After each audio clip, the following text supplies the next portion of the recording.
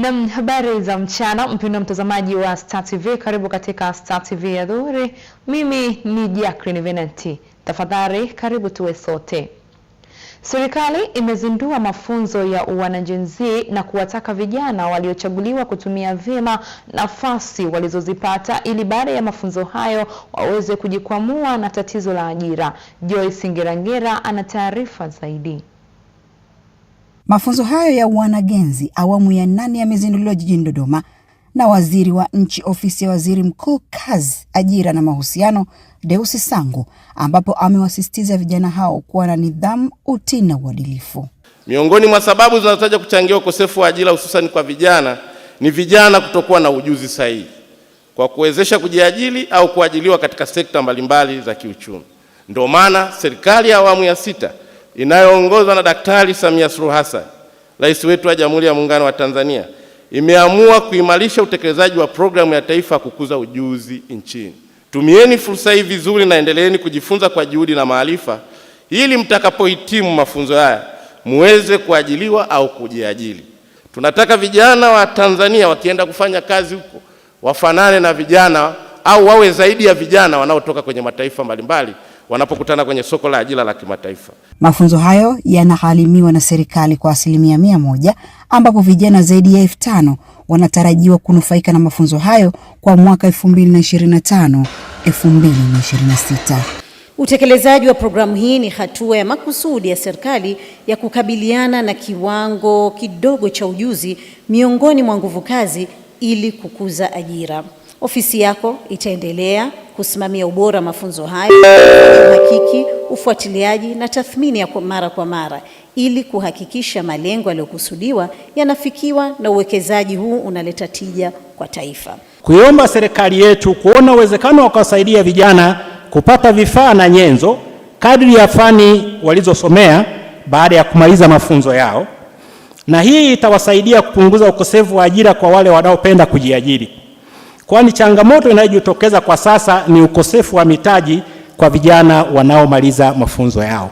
Licha ya kutolewa kwa mafunzo hayo, wanufaika wakatoa ombi kwa serikali na wadau mbalimbali. Kama sisi wachomeleaji tukishamaliza, naomba wao tupatie vifaa kama mashine ya kuchomelea na blender na cutting disk zile zote na mtaji kidogo, ili vijana tutakapomaliza hizi kozi tujiendeleze. Sisi kama wanufaika tunawapongeza serikali ya awamu ya 5 na iendelee kwa moyo wake. Mama Samia aendelee kutoa nafasi hizi kila baada ya mwaka ili wanafunzi waweze kusoma vizuri. Kutoka jijini Dodoma, Joyce Ngerangera, Star TV.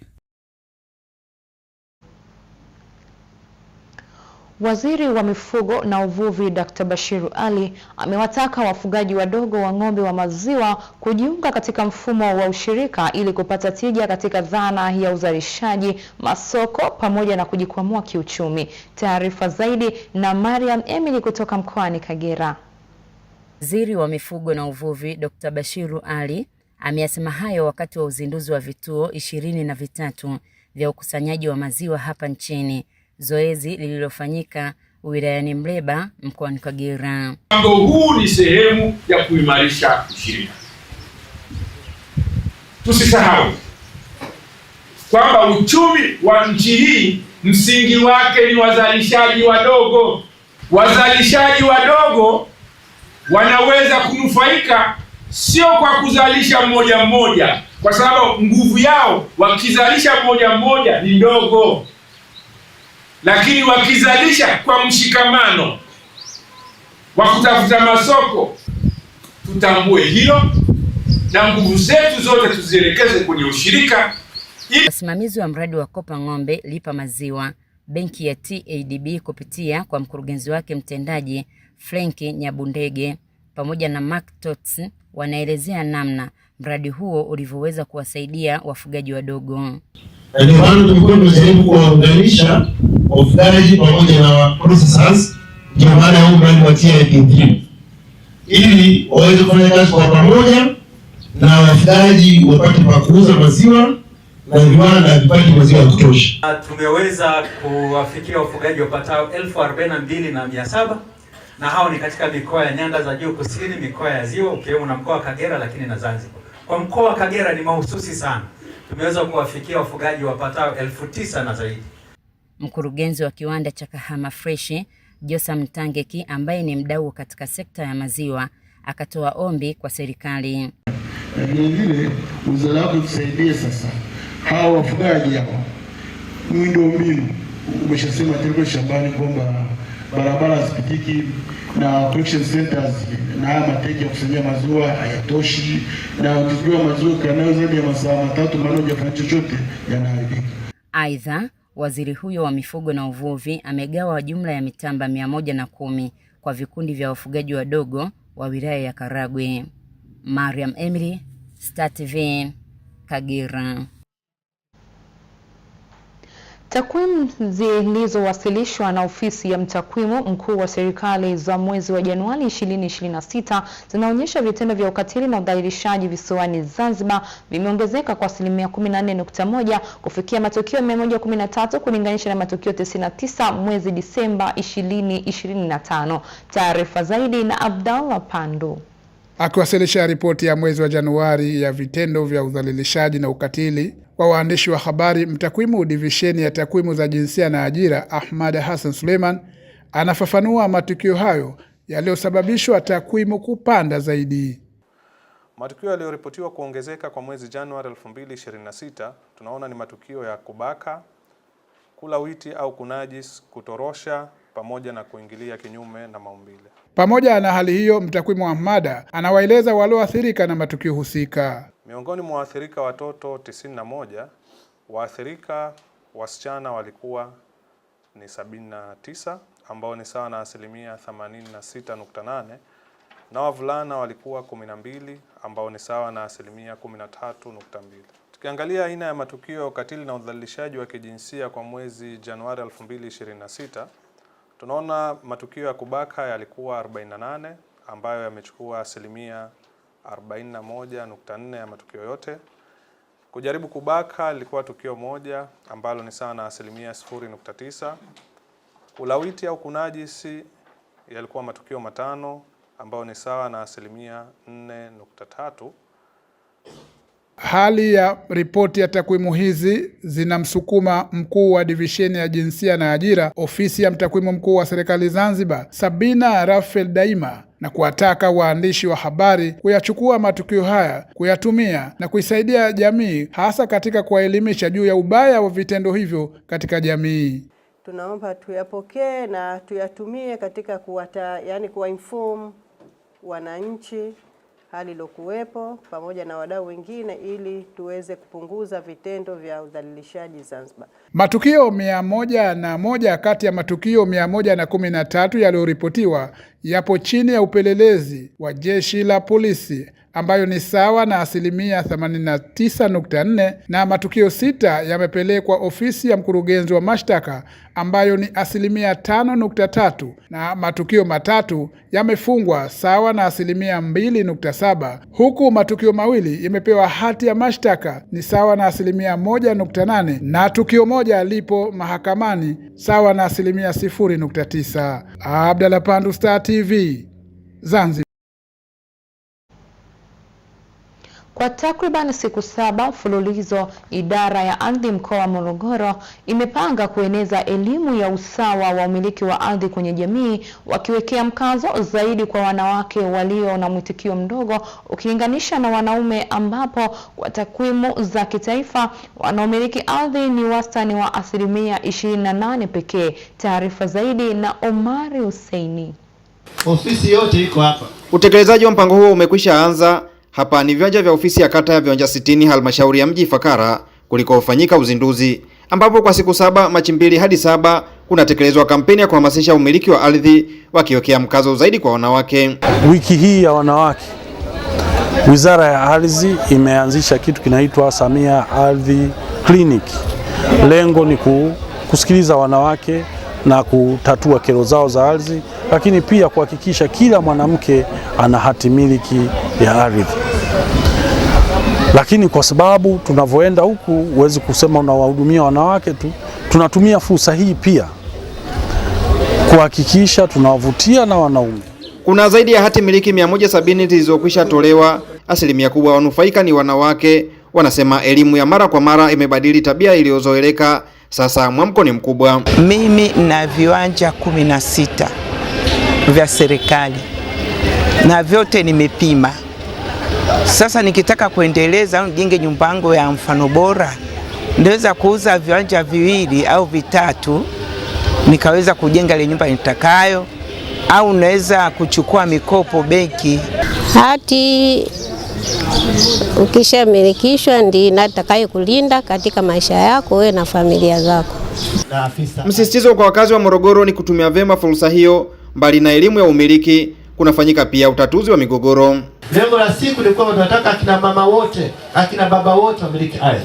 Wale wote wenye migogoro ndani ya mji wa Ifakara, walioko Mlimba, wenye kero mbalimbali, wazilete hapa ofisa mtendaji wa kata viwanja 60 kwa ajili ya kuhakikisha kwamba kero zao zinatatuliwa. Hapa hati zitaandaliwa na kutolewa, migogoro itasoviwa, lakini pia tutapewa elimu bure za masuala ya ardhi na miliki, lakini pia tutapewa ankara ambazo tutatakiwa kulipia miliki zetu za ardhi.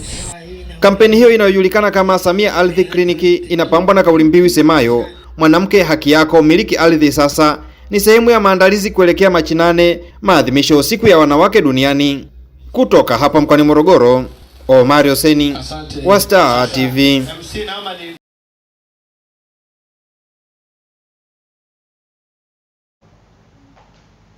Vikundi vya Sauti ya Umma na utetezi wa jamii katika wilaya ya Maswa na Meatu mkoani Simiyu vimejengewa uwezo wa kutambua athari za ukatili kwenye jamii na kujua wapi sehemu ya kuripoti vitendo hivyo. Taarifa zaidi na Shabani Lupimo. Afisa mradi wa REACT shirika la World Vision Tanzania, Deogratias Martin, anasema sambamba na hilo pia vikundi hivi vitakuwa na wajibu wa kwenda kuelimisha jamii kuhusu masuala ya lishe na utunzaji wa mazingira. Na lengo kubwa la semina hii ni kuhakikisha kwamba mipango kazi ya vikundi vinakwenda sambamba na kuendelea kuhamasisha kujua majukumu yao, lakini pia kuibua changamoto mbalimbali wanazokumbana nazo hasa kwenye eneo la usawa kijinsia, afya na lishe. Jumla ya washiriki 100 wameshiriki mafunzo haya, wakiwemo wakina mama 80 na vijana 20 kutoka wilaya ya Meatu na Maswa, ambapo wanasema yameongezea uelewa zaidi kuhusu athari za ukatili, umuhimu wa lishe na utunzaji wa mazingira. Sisi kama wana Sauti ya Umma tumeamua sasa kwenda kutoa elimu kwa jamii na kuwaelekeza ni kwamba ni sehemu gani wanaweza kwenda na kusema zile changamoto ambazo zinakuwa zinawakabili ili waweze kutatuliwa kwa wakati mwafaka. Utunzaji wa mazingira, tuna upandaji wa miti, pia tuna kikundi ambacho ni za vijana, tunajihusisha na ufugaji wa nyuki. Sisha yani shuleni kuwa na mashamba ya mazao lishe, kwa mfano maharage lishe, viazi lishe na mboga. Afisa maendeleo ya jamii wilaya ya Meatu, Ruth Mugunda, anaelezea namna mradi wa REACT unavyowasaidia katika kuleta mabadiliko chanya ya kimtazamo kwenye jamii. Tumeona wao wenyewe tu kwanza tayari wamekuwa na uwezo wa kusimama na kuongea kwa niaba ya wanawake wenzao na kutoa elimu katika jamii kwamba mwanamke anapojihisi tayari ana ujauzito, basi ni vema kawai kliniki kwa ajili ya kuepuka matatizo yanayoweza kujitokeza kwa kuto tu kuhudhuria kliniki. Lakini vile vile wametoa elimu shuleni kuhakikisha basi watoto wanapata chakula kipindi wanapokuwa shuleni ili kuwawezesha basi kuwa na ufaulu mzuri. Basi tunaona ni kwa jinsi gani World Vision wakishirikiana na serikali wanavyoweza kuiwezesha jamii kuondokana na masuala ya ukatili wa kijinsia. Mradi wa REACT unatekelezwa na shirika la World Vision Tanzania kwa kushirikiana na serikali, ukilenga kuleta usawa wa kijinsia katika lishe na utunzaji wa mazingira, ambapo ulianza mwaka 2023 na utafikia tamati 2030. Shabani Lupimo, Star TV, Simiyu.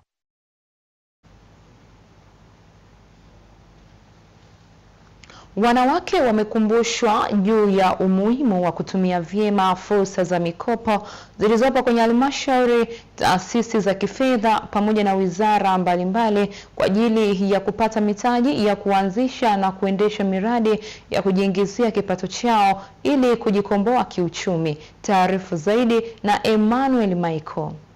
Hii katika kongamano maalum la kuelekea kilele cha maadhimisho ya siku ya wanawake duniani lililowaleta pamoja mamia ya wanawake kutoka halmashauri ya wilaya na manispaa ya Singida.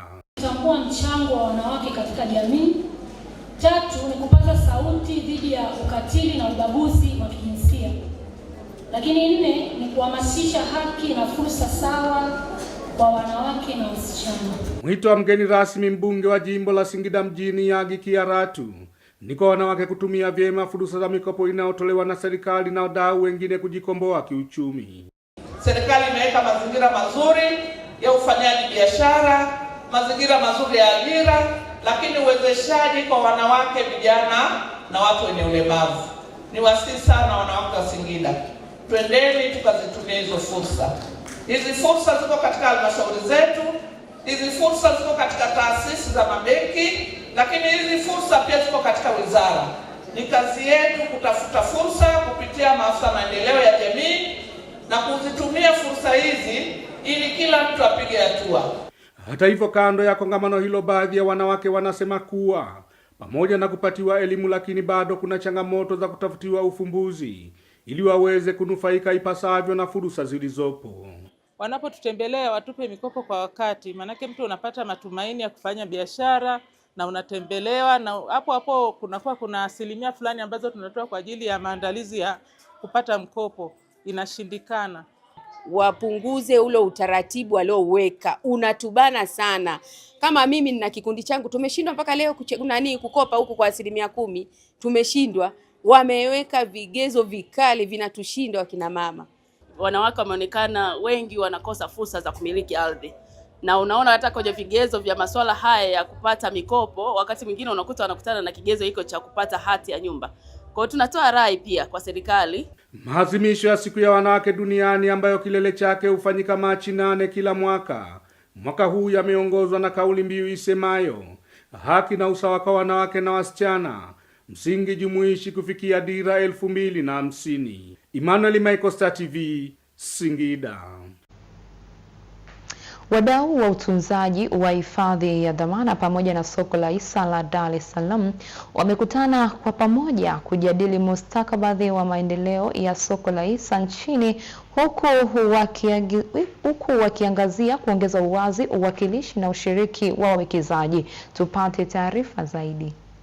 Jukwaa hilo la wadau wa utunzaji na uhifadhi wa dhamana CSDR na soko la hisa la Dar es Salaam ambao wamekutana jijini Dar es Salaam kwa pamoja wameangazia zaidi katika matumizi ya teknolojia ili kuongeza uwazi, uwakilishi na ushiriki wa wawekezaji mmoja katika soko la hisa la Tanzania, maboresho ya mifumo ya usajili na uhifadhi wa kumbukumbu za wawekezaji ili kuendana na ongezeko la washiriki wapya sokoni.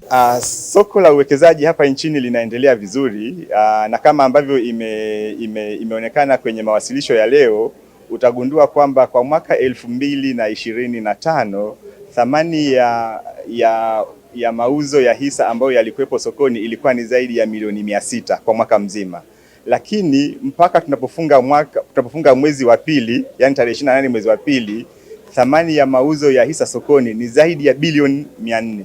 Kwa tayari ni zaidi ya 2/3 ya kile ambacho tulikuwa tumekipata kwa mwaka mzima wa mwaka 2025. Unajua tuna deal na uwekezaji kwenye masuala ya fedha, na saa zingine kwenye fedha changamoto zinaweza kutokea.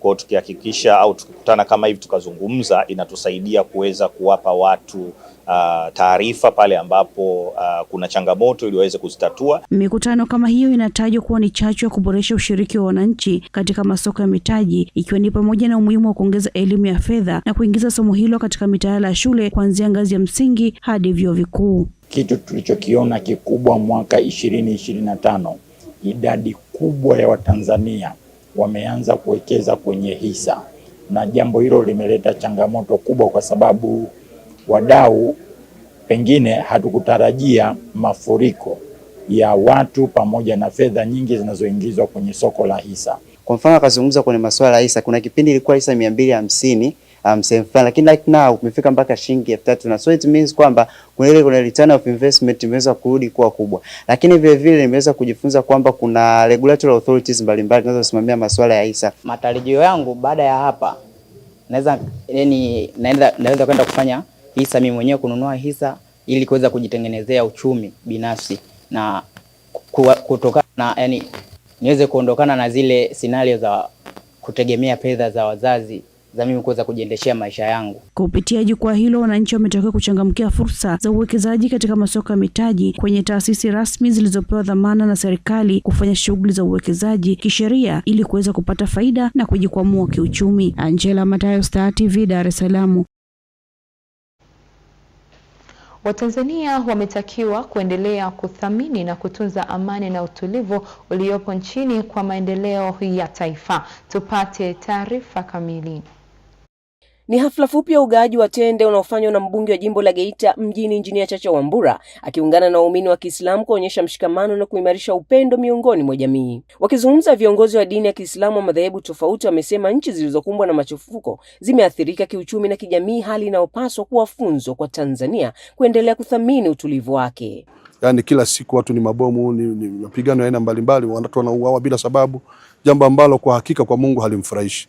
Na sisi tunaona jambo hili linapofanyika katika taifa lolote linamkasirisha Mungu, kwa sababu katika sheria ya Uislamu Mungu hapendi kuua nafsi ya mtu bila sababu ya msingi. Kuna watu wanakufa bila sababu kwa sababu tu ya watu wachache wenye tamaa mamlaka au wenye tamaa na mali ambazo hazitawafaa hapa duniani. Kwa hivyo mimi nimeshaagiza kwenye misikiti yetu kuanzia sasa hivi tulivyoanza tu 20 ya mwisho tulianza kunuti kwenye sala yetu ya tarawih, tunamalizia kwa kunuti katika njia ya kuomba Mwenyezi Mungu atusaidie tupate amani. Mbunge wa jimbo la Geita mjini Injinia Chacha Wambura amepongeza juhudi za viongozi wa dini katika kuhamasisha maadili na mema na umoja miongoni mwa wananchi, akiahidi ushirikiano katika nyanja mbalimbali. Viongozi wa dini wana nafasi kubwa sana katika jamii yetu. Maana ni viongozi wanaosikilizwa, ni viongozi wanaotuongoza kiroho, na wananchi wote wana utaratibu wa kumsikiliza kiongozi wake wa imani. Kwa hiyo kwa hapa Geita mjini mimi nashukuru sana kwa jinsi ambavyo nashirikiana na viongozi wote wa dini, wananipa ushirikiano mkubwa, wananishauri, wananielekeza, na kwa kweli napokea maelekezo yao na ushauri wao na kuufanyia kazi. Tende ni chakula rahisi lakini chenye lishe kubwa, kinawakumbusha Waislamu muhimu wa kushukuru neema ndogo na kubwa kutoka kwa Mwenyezi Mungu. Kikubwa kwamba tunashukuru sadaka iliyotolewa na mheshimiwa mbunge. Mwenyezi Mungu azidi kumpa afya njema na aweze kuendelea na majukumu yake. Ni jambo jema alilokuwa amelifanya kama kiongozi katika jimbo hili la Geita, na tunaendelea kumwombea kwa Allah aendelee kumfanyia wepesi na aweze kuyatenda yale yote ambayo yanampendeza Allah. Salma Mrisho, Star TV, Geita. Kampuni zinazojihusisha na kampeni za kubahatisha zimeshauriwa kuwahusisha wasimamizi wa michezo hiyo ambao ni bodi ya michezo ya kubahatisha nchini GBT pindi wanapoendesha zoezi la ugawaji wa zawadi, kwani kushindwa kufanya hivyo ni kwenda kinyume na sheria za bodi hiyo. Tupate taarifa zaidi. Hayo yanajiri jijini Dar es Salaam wakati wa zoezi la ugawaji wa zawadi kwa washindi mbalimbali wa kampeni ya mwaka umenyooka inayoendeshwa na kampuni ya mawasiliano ya Airtel. Zoezi lililoshuhudiwa na mwakilishi wa bodi ya michezo ya kubahatisha nchini kwa lengo la kuhakikisha sheria zinafuatwa kupitia zoezi hilo, huku baadhi ya washindi wamesema watatumia zawadi hizo katika shughuli zao za kiuchumi ili kujiongezea kipato. Kwa kijiwe sijajua atakayempata kwa wapi. Ila kikubwa mtazingatia mapote anaingia kwanza, ndio cha msingi. Mimi ni mfanyabiashara wa biashara ndogo ndogo ya kupata riziki ndogo ndogo, sikai nyumbani, sio mama ategemezi mimi. Leo tumecheza draw hii tukiwa na washindi wengine zaidi ya 8 wa hapa Dar es Salaam. Nikisema zaidi kwa sababu wapo wa mikoani pia, na leo pia wanapata zawadi zao.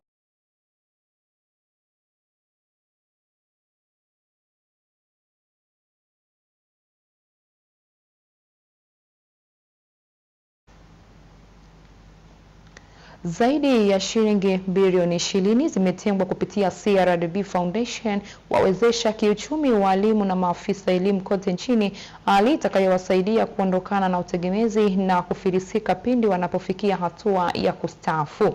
Beatrice Gerard ana undani wa taarifa hii. Akiwa katika mkutano wa 12 wa Umoja wa Maafisa ya Elimu wa Mikoa na Halmashauri Tanzania Bara unaofanyika jijini Arusha, mkurugenzi mtendaji wa CRDB Foundation anabainisha kuwa wanatarajia kuingia makubaliano na umoja huo kupitia mikopo na mafunzo mbalimbali yatakayosaidia kuboresha mazingira yao ya kazi na kipato. Katika makubaliano hayo tunategemea CRDB Bank Foundation tutatekeleza majukumu yafuatayo. kuendesha mafunzo kwa walimu nchini kote kuhusu elimu ya fedha, akiba, uwekezaji, ujasiriamali na upatikanaji wa mitaji nafuu, lakini pia ulipaji na usimamizi wa mitaji wezeshi iliyotolewa kwa ufanisi. Pili, tunatambua majukumu makubwa ambayo walimu wetu wanayo katika kuelimisha vijana, watoto na jamii yetu kwa ujumla, na mara nyingi walimu huwa wanajisahau. Wanakumbuka watu wengine katika jamii, lakini wao wenyewe wanajisahau. Kwa hiyo katika mpango huu tunategemea kuwasaidia walimu kuanzisha shughuli za kiuchumi na kibiashara, hasa biashara changa, ili kuongeza kipato na kuandalia maisha bora hasa baada ya kustaafu. Hatua hii ya uwekezaji inatajwa kuwa muhimu hasa katika kuendeleza sekta ya elimu kuendana na mabadiliko ya teknolojia kupitia matumizi ya tehama yanayorahisisha utoaji wa elimu shuleni. Utendaji wetu wa kazi sasa utakuwa mwepesi zaidi, kama ni uandikishaji, kama ni usajili, kama ni chochote kile ambacho matumizi ya fedha itakuwa ni rahisi sana, ili kuendana sawasawa na sera ya nchi yetu kwamba kila kitu ambacho unakifanya na hasa matumizi ya fedha yapitie kwenye mfumo halali. Kauli mbiu hii inaendelea kuhamasisha matumizi ya tehama, na sisi pia ni mashahidi kwa sababu sasa hivi kuna mifumo mbalimbali ambayo tayari imeshawekwa kwa ajili ya kurahisisha majukumu ya viongozi, lakini pamoja hata na walimu. Na tehama ni msingi wa taifa lolote endelevu kwa sababu unasaidia kuimarisha mifumo mbalimbali ambayo hapo mwanzo tulikuwa tukienda taratibu. Mpango huu wa makubaliano kati ya benki ya CRDB na umoja wa maafisa ya elimu wa mikoa na halmashauri Tanzania bara unatarajiwa kudumu kwa miaka 5. Beatrice Gerard, Star TV, Arusha. Kampuni za bima nchini zimetakiwa kuzingatia ubunifu na kuhakikisha madai yanalipwa kwa wakati ili kujenga imani ya wananchi na kuongeza ushiriki katika huduma za bima. Taarifa kamili na Athumani Mihula. Hayo yamebainishwa na mkurugenzi wa utekelezaji na huduma za uthaminishaji kutoka Mamlaka ya Usimamizi wa Bima Tanzania TIRA, Alex Roki, wakati wa uzinduzi wa kampeni ya Simba Bima ya kampuni ya Isea Lion Insurance jijini Dar es Salaam. Amesema licha ya jitihada za serikali kuendelea kutoa elimu ya bima, bado changamoto kubwa ni ukosefu wa imani ya huduma hiyo kwa baadhi ya wananchi. Hapa nchini kwetu sekta ya bima inapita kwenye mabadiliko makubwa. Tunatoka kwenye zama ambazo bima ilionekana kama mzigo au kitu cha kulazimishwa. Na sasa tunaingia kwenye zama ambazo bima ni ulinzi wa hiari. Hata hivyo, changamoto yetu kubwa si ukosefu wa bidhaa, bali ni upungufu wa imani au trust. Kwa muda mrefu, wananchi wa kawaida ameona bima kama kitu kigumu kueleweka au chenye masharti mengi. Hapa ndipo umuhimu wa kampeni ya Simba wa Bima inapokuja. Kwa upande wake, afisa mtendaji mkuu wa kampuni ya Isea Lion Insurance, Jared Awando, amesema kampeni ya Simba Bima inalenga kuonyesha nguvu, ujasiri na ulinzi kwa wateja, huku kampuni ikiendelea kuboresha huduma zake. Tuko tayari kuwahudumia Watanzania wote kama Simba. Tuko tayari kuwahudumia kwa kulipa madai kama Simba. Tuko tayari kushirikiana na serikali na wadau mbalimbali kufanya makubwa na maendeleo kuwaletea Watanzania kama Simba. Uzinduzi huo wa kampeni ya Simba Bima ina lengo la kujenga taswira ya kampuni inayolinda ndoto za familia, biashara na mali za Watanzania, huku ukienda sambamba na hafla ya futari kwa wafanyakazi na wadau wa kampuni hiyo. Athmani Mihula, Star TV, Dar es Salaam. Na taarifa yake ya Athumani Mihula inatukamilishia Star TV ya Adhuhuri siku ya leo. Kwa niaba ya chumba cha habari, mimi ni Jacqueline Venanti, nikutakie mchana mwema na asante.